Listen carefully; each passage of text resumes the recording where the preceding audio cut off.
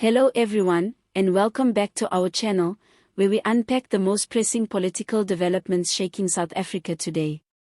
If you're new here, don't forget to give this video a thumbs up, subscribe, and drop your thoughts in the comments below.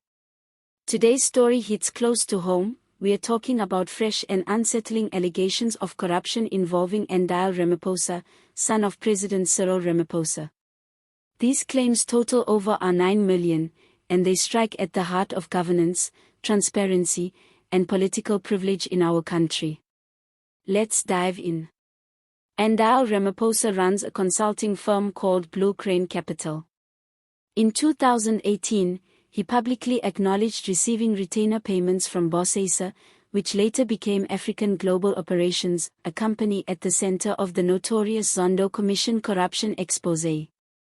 Initially, he admitted to 2 million, based on a monthly retainer that started at 150,000 and later increased to 230,000.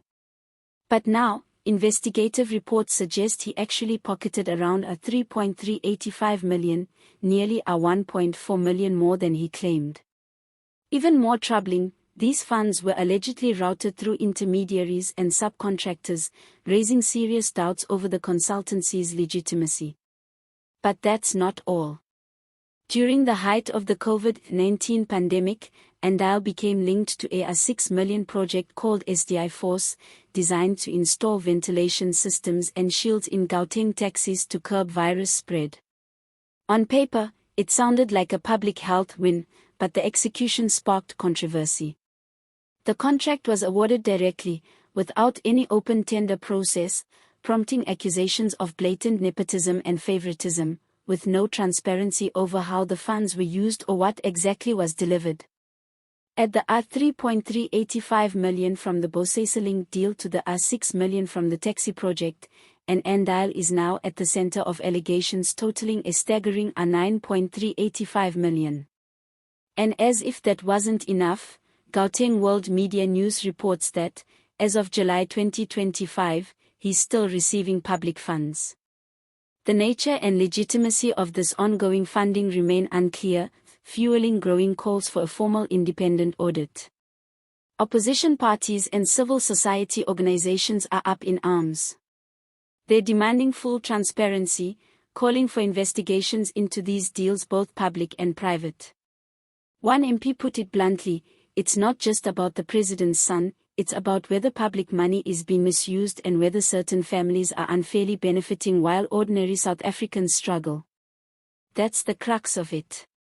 This isn't a side note, it's a test not just of Andile's integrity, but of President Ramaphosa's promise to root out corruption and avoid state capture. The public is watching, and they're starting to wonder, is the anti-corruption push real, or only for show? Let's talk deeper about the Bosesa connection. Bosesa was a masterclass in state capture corruption, tilting contracts and bribing officials across multiple departments. For Andile to claim nearly 3.4 million from them without clear evidence of services rendered is alarming. Even more so when payments are disguised through subcontractors. Why not come clean on the details? What were you paid for? Who benefited? Now let's zoom in on SDI Force. Taxi commuters deserve safe rides and less risk of infection during a pandemic, but direct payments without proper tender processes violate procurement laws that safeguard transparency and fairness. When those rules are skirted for those with the right surname or political access, public trust erodes deep. And now, 3 years on, Andile is still being paid from public funds, yet no reports are available on what he's doing or why. Are these payments contractual? Are they approved? Did Gauteng pay him out of all the tender processes? The lack of answers is exactly what breeds suspicion. Let's be clear, there's nothing wrong with Andile Ramaphosa running a business. But when your father is the president, and when state contracts appear to follow you, questions must be asked. Accepting 9.385 million from shady sources demands scrutiny. It's not conspiracy, it's called accountability. So, what are the options? First, Andile must come clean. He should release full records, payments received, services rendered, tax declarations, and contracts. If he has nothing to hide, he shouldn't be hesitant. Second, President Ramaphosa needs to respond. His administration prides itself on elevating transparency and bearing corruption. But silence now looks like protection. If he stands firm, he must act, commission an independent probe and back it with bold political will. Third, South Africans must keep the pressure. We can't allow questionable dealings to be swept under the rug. Civil society, opposition parties, and gone are the days when elites decide in secret. And finally, investigate this fully. Lifestyle audits, financial scrutiny, and possible criminal investigations can clean the air. This moment matters not just for one name, but for the soul of accountability in our nation. Will this become another faded investigation, buried by politics? Or could it become a turning point for true transparency? Now I want to hear from you.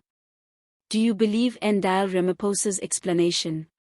Should there be a formal inquiry into his consulting firm and covert work? Is this the tipping point for holding the elite accountable? Let us know in the comments. If you found this video informative, please hit the like button, subscribe if you haven't already, and press the notification bell so you never miss updates. Together we stay vigilant, together we stay strong. Thanks for watching, and as always, see you next time.